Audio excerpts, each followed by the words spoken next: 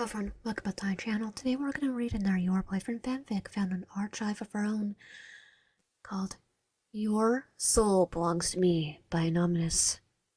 Not me, by the way. Summary, you feel whatever your soulmate feels. Let it be physical or emotional. It's all there. It's an immersed burden. The catalyst for this must be the point in time. Touchy shower. Let it be a gaze or full-on handshake. Why thanks soulmates are pointless and voids getting touched almost obsessively, but Peter has a plan. Chapter 1. It's just me. As if the world had decided to birth you with a missing organ, feeling incomplete was quite the norm. No matter how intensely the nagged, trying to manipulate you into thinking you were nothing.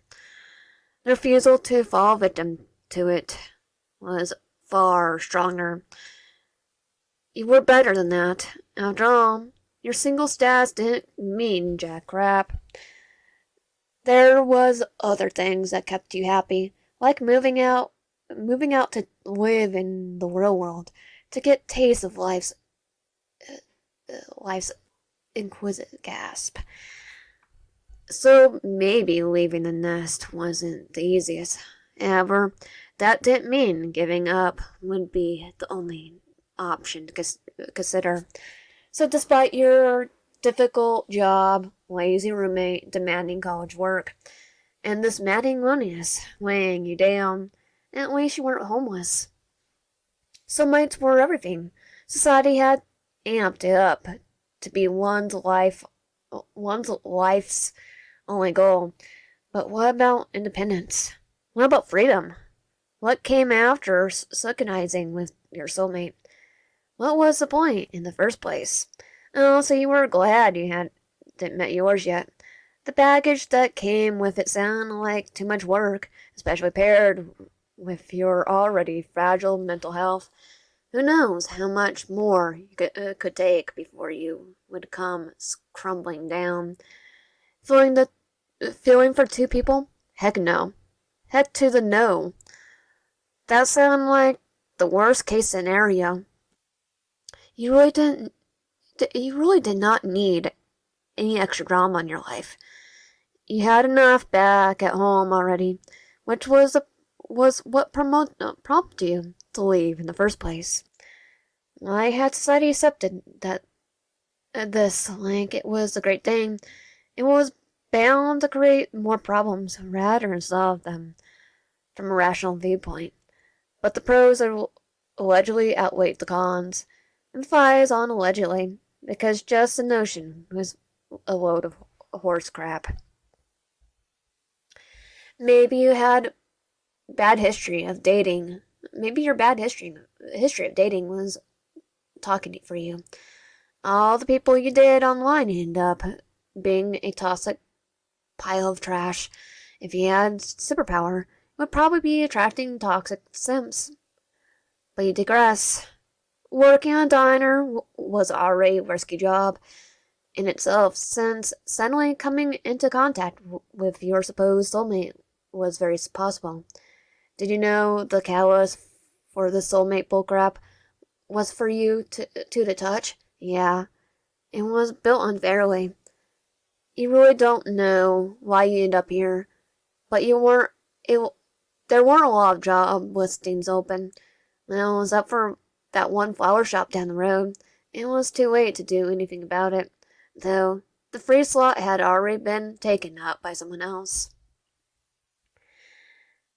And the apartments here were cheap, so fleeing wouldn't be a wise resolution. It was a small town anyway, full of some frat boys here and there, talking about slang, and boomers ranting about economics. It was manageable to a point. You didn't let anyone touch you, not even your coworker TK. They understood your fear to a extent, but being the mutter hen they were, You often had to face some gentle scolding, jumpy you were indeed, and that cost you performance at work. It was a wonder how you hadn't been fired yet. After all those broken plates, it was a matter of time. Paranoia had successfully slithered around your throat, haunting you with its tense grip. It grew tighter as the days passed, rendering you absolutely disarrayed. God, you would converse if you saw a person twitch, jump back if they moved. Gender didn't matter. Why would it? Everyone received the same panic reaction. The risks were too high. You already faced crippling anxiety. This job was going to be the death of you. Might as well look for one online. No, the one at the diner was fine. There was There were only 2 incidents involving plates breaking, and TK covered for you both times.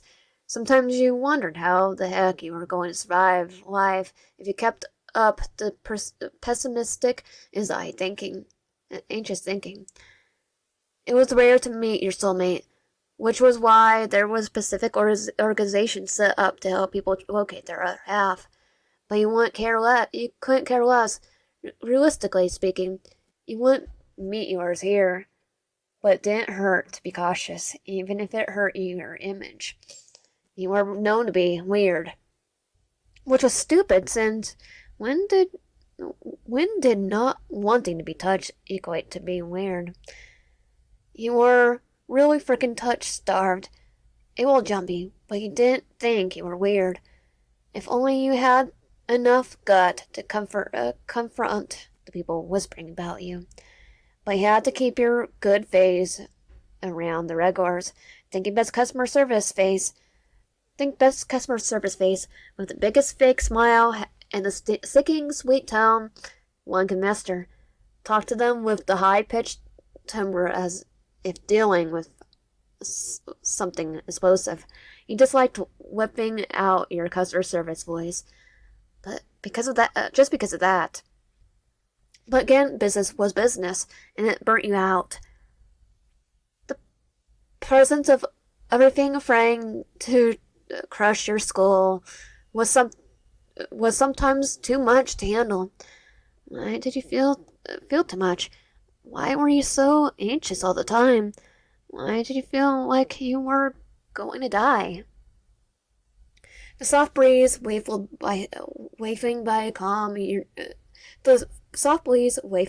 calmed your nerves somewhat. That scent fresh cut grass evading your nostrils, but wasn't unwelcome. In fact, the wet dirt made you quite the duel with it. You kind of wanted to bask in the warm sunlight peeking out of the clouds and take a nap on the ground, but you might stay in your hoodie. The park was a great place to come to during this time of day and take your mind off things, though sometimes observing the birds chirping and jumping from branch to branch made you a little jealous. Why did they have any worries? Were they held back by paranoia and worry? Probably not. They were birds. You exhaled a soft breath and turned your gaze towards the sky. There were a few clouds out. One even resembled a duck. A chuckle broke the silence. Remembered that one video you watched regarding a fat duck. Another one looked like a cat. A skinny cat with a deformed tail. Still cute. Your heart still hadn't stopped fearlessly beating against your ribcage despite their distractions. It wanted out, and it wanted out now. The butterflies in your stomach seemed to only increase when you made out a cloud that looked like a parrot. Why? So you felt a weight on the bench, and your breath hitched. "Well, hey, take it easy, it's just me." Your eyes laid upon the